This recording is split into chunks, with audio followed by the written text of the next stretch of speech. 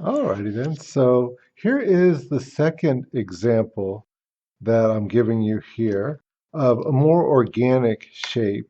And this one, I suppose, is technically a little bit more difficult than the teddy bear, but it's not super hard or anything like that. So we'll kind of go through it a little bit. Now, if you've done the teddy bear, I suppose you don't even have to watch this one or whatever, but if you are watching this one, then good. That means that you're one of the people that actually wants to learn a little something more. So I've got a couple of tricks to show you during this one. Okay. So maybe we'll start with that right off the bat. So one of the things is that when working out this drawing here, there was a few things that were a little bit frustrating. That, getting things right. Like for one thing was getting the wings. Like, okay, so if this guy's got body to him, some depth to him, then those wings would have to be set back a little bit. Naturally, I would have wanted to put the wings a little bit more towards the front here, but that just wasn't right, if I thought about it. So, anyways, in working out all these things here, you might tend to get a little frustrated. So you might start off drawing real light, but then you're like, gosh, and doing some dark stuff and just, whatever. That's cool. So, you work out your frustration, and then before you go to making a finished drawing, what you could do is you could just take another piece of paper, put it over it, and since you've already drawn pretty dark out of your frustration or whatever, right? You can see the lines underneath and you could just trace. You could just trace the ones that you want. You don't have to trace the ones that you found that you didn't need. And everything's already been worked out on you. And now you have a nice, neat drawing that you can work from. And it's nice and light too, right? Because the thing is that once you've drawn dark, it's hard to erase. It's hard to overdo that. So anyway, so that was trick one, is that you could just trace. The other thing was that, like I was saying, when doing this one here, one of the first things that I did was I put the wings too close to the body. And when I thought about it, wait a minute, that's just not right. That's just not right. So how would that work? And I ended up drawing my body through and moving the wings back. But let me show you that in more conceptual form. Okay. So here I've got a cube. All right, and I'll make the lines nice and dark so you can see them. But you look at that and you say like, oh, okay, there you go. You've got a cube next to a cylinder. But there's something really wrong with that, okay?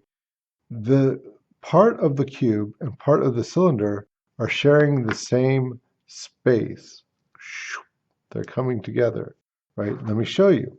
So if you were to draw through this cylinder here, you see like, okay, here is the back side of the cylinder. And if you were to draw the cube, you would see here is the front of the cube. And you say, oh, look at that. They take up the same space. They're living in the same area. Now, this is especially important, not just for my art people, but also for the folks that are doing the computer graphics, or I should, excuse me, the computer animation, is because in the virtual world, it's really easy to put things in the same place. If you're in my ceramics class, laws of physics are going to prevent you from doing that. But the computer animation, that can happen very easily. When you're doing art, that can happen very easily. So a remedy for that is you draw through, especially cylinders, but maybe cubes as well. And so if I draw through this one, you'll see, well, let me go ahead and darken it first. One thing I could do is I could start with the bottom. Because if I start with the bottom of things, then I know that they are going to have their own space. That's always going to be the case if I start with the bottom. So there's my cylinder. And so if I have my cube, you'll see that these things are not going to intersect each other. So you're good. Here it is. Ready? Da da da da da da da. And look at that. One thing can very comfortably sit next to the other thing. You can tell because it's not intersecting, it's not going through. So you want to watch out for that. And like I say, a good way of making sure that that doesn't happen right from the get-go is draw the bottoms of things first, because then they can't sit in the same spot. Okay, enough of that. And that's what helped me to work out the wings. But now to the dragon itself.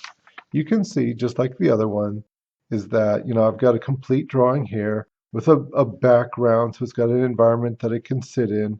It's got shading and it's got shadows, and it's got texture, just like the other one. We really want to start working with texture as well now. And you can see that I've left the lines in. All these lines that show you where the light was coming from. And you're not going to keep doing that forever and ever, but for now, once again, I want you to just get that concept so deep inside of you that light travels in a straight line so that you can really predict where things are going to go. Okay, so with that, let's start constructing our little dragon here. Maybe I have this one off to the side here. Yeah, I'll move this over a little bit. There we go. There we go. Okay. So the dragon is actually built a lot like the teddy bear in that I've just got sort of a sphere, which starts life as a circle or an oval. Okay, so that's for the head. I've got another one for the body. And hopefully you can see that, I've drawn this really light already. I would never start drawing this dark, but just so that you can see it clearly. And so then I've got another one right here for its base, where its hips and its belly and everything are. So one for the head, one for the chest, one for the belly. And so it looks kind of like a snowman, really. How simple was that? And everything is lining up. It's all good. So simple. So a few details. Well, okay, I could go ahead and I could put another one for where the snout is. I could put something like right here to put a horn on him.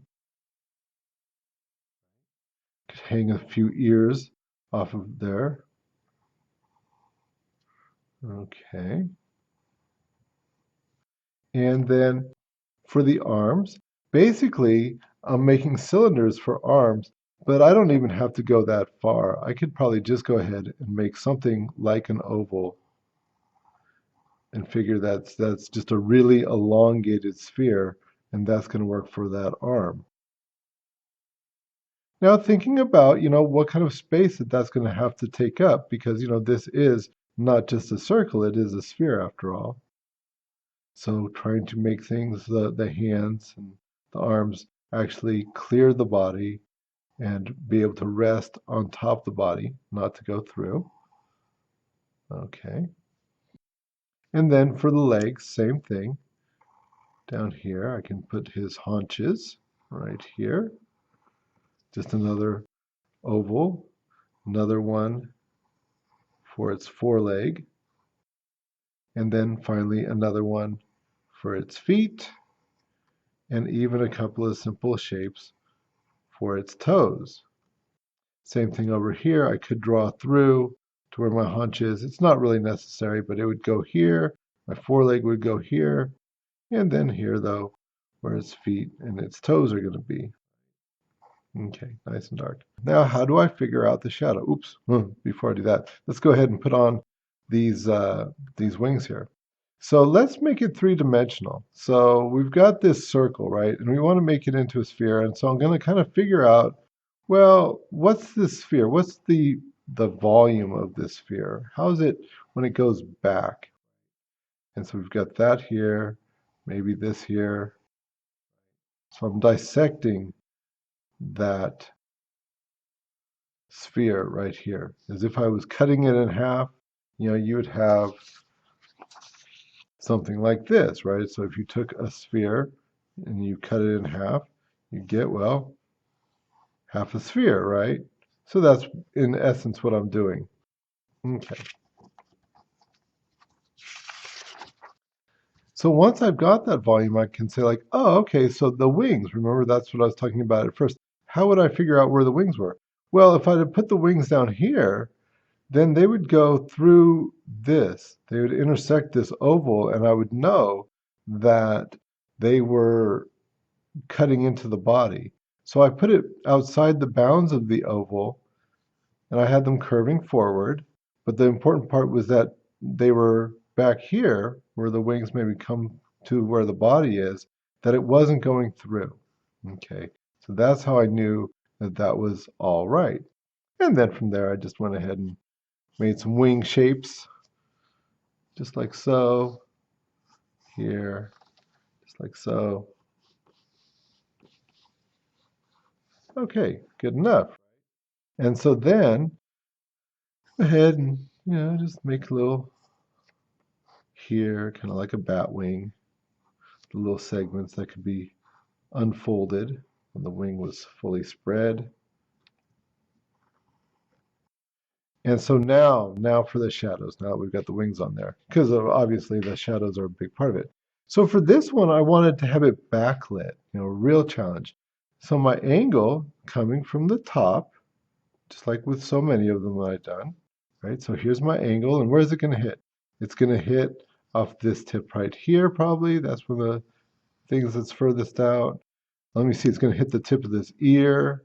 So maybe I want to kind of check where the light ray is coming from there. Maybe off this horn up here. Maybe, or, ooh, actually, you know what? I can see where I had this light ray. Actually, off the side of the head. Had not had that on the horn. Maybe I should. But here's off the side of the head. Okay. Remember I made my dissection here where this oval was, and here's kind of the center of it, you can tell. So here's this. That's going to come into play a lot here in just a minute. And I know this is looking kind of complicated, but basically I'm just getting every sort of thing that's the highest part or the part that's furthest out. The thing that's furthest out, the thing that would be catching the light. Even back here, even these little guys would all have their own little dip where that shadow is. So everything's parallel, parallel, parallel, because the light goes in the straight line. So we've got all those lines coming down. That is the angle, but the direction. Well, the teddy bear the direction was coming from the front, whereas this one is coming from the back. So I say like, okay, here's sort of my center of the dragon right here, the direction coming forward. So here is the direction coming from here forward. The light is back here somewhere.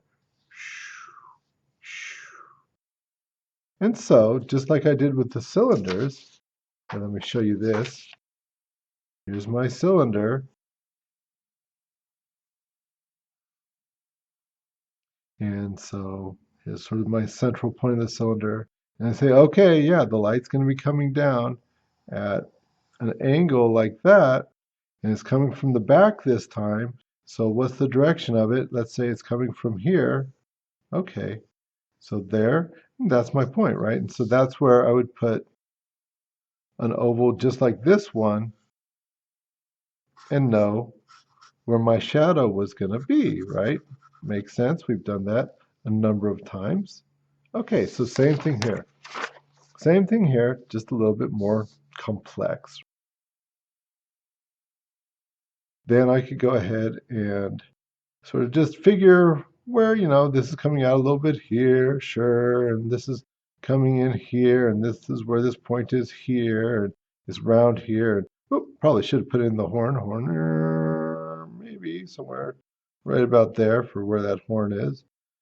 Okay, the ears, the other ear, the other point in the ear, I should say. Here's the other point for this, and the curve of this wing. These like little guys are coming down, same thing, right? So if I had that same little angle and direction, but in mini, where would it be, right? So I find that. Before you know it, I've got the shadow. Let me fill that in because once I fill it in, it'll look a lot less complicated. How that's a pretty convincing shadow area, right? If we had our light coming down here from this direction, boom, there it is. Hopefully that makes sense to you. Okay. The rest is really just filling in the details.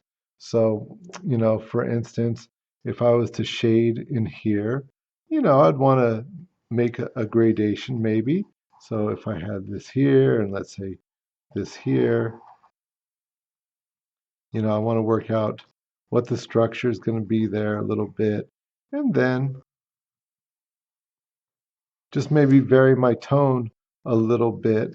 So from one part to another, maybe I'll make it a little bit darker here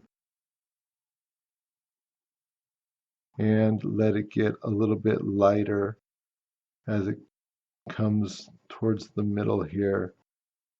And I'm thinking about that more or less logically because here would be from our perspective the thickest part because you would see, the wing would be coming towards you there. The fold would be coming more towards you, whereas back here, it'd be flatter. So it's not that the wing is any actually physically thicker in any part, it's just that the angle would change. So when you're drawing imaginatively, you just have to think logically. That is, if you're making things that are more or less representative, more or less, realistic. Obviously, if you're making things that are abstract and just, symbolic and whatever, cool. That's a whole nother line of thinking. And, hopefully we'll get into that in my more advanced art classes. I find it's kind of funny because most people who are, let's say, non-artists, they will look at stuff like this, stuff that is, more naturalistic, and they'll think, oh, that must be hard.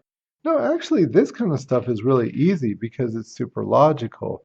The harder stuff is that more creative stuff. Absolutely. Anyways, so here, and so everything can be shaded a little bit. Obviously, everything here would be in silhouette, but even though things are in silhouette, we still have areas that are going to be lighter and darker. Otherwise, you won't get the sense of form, And it's true too. Even if my one hand was being shaded by my other hand, you can see that there. You still see the form that makes up my fingers. You still see the shading, a difference in light and dark in different areas that would make that up. So, it's your basic. Here is the shading of a sphere. The same thing with this. I've got my light coming in here. So this is going to be darker towards the bottom. Maybe as it comes out, and catch a little bit of light up here. So same thing here, I've got it a little bit darker towards the bottom, and as the belly comes out, that's going to be a little bit lighter. Okay. The other stuff is just, texture. So for instance, let me get a clean sheet of paper here. For instance, when making the scales, maybe my line quality, hey, remember lines? Maybe my lines is rougher. Or maybe my line is like super smooth, depending on just how you want the effect to be. So here's a sort of a smoother version for those scales. Here would be a rougher version for those scales. Maybe lines don't line up exactly, whatever. And then within each scale itself is just, it's a mini form. So let's say maybe darker towards the bottom and lighter as it comes up.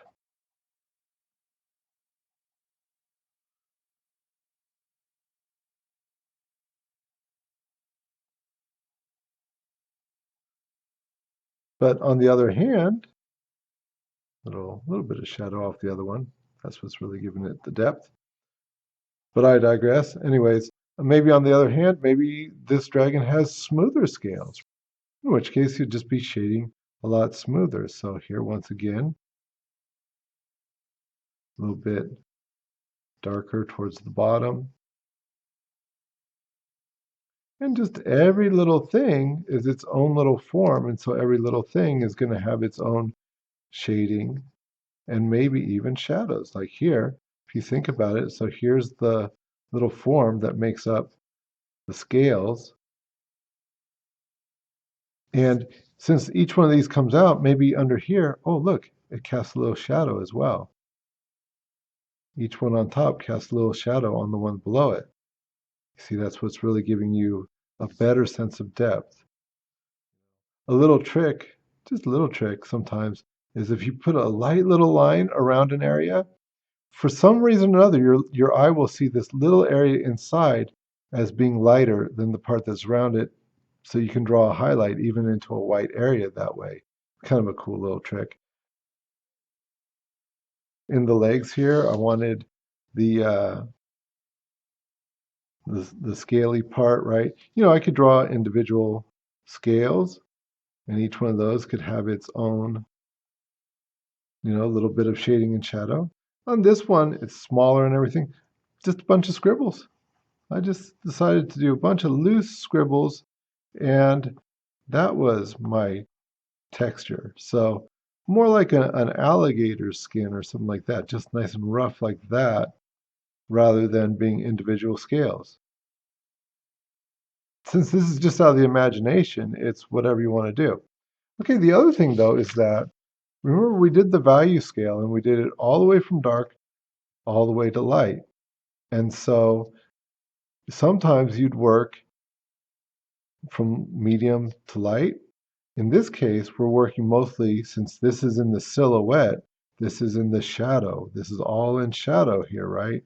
So we're going to work from medium to dark, or from dark to medium. So, okay, so here we go. So I've got my scales here. And so, but the whole thing is in shadow. So one thing I'm going to do is I'm going to make sure that my darks are really nice and dark. And then maybe I'll end up shading the whole thing.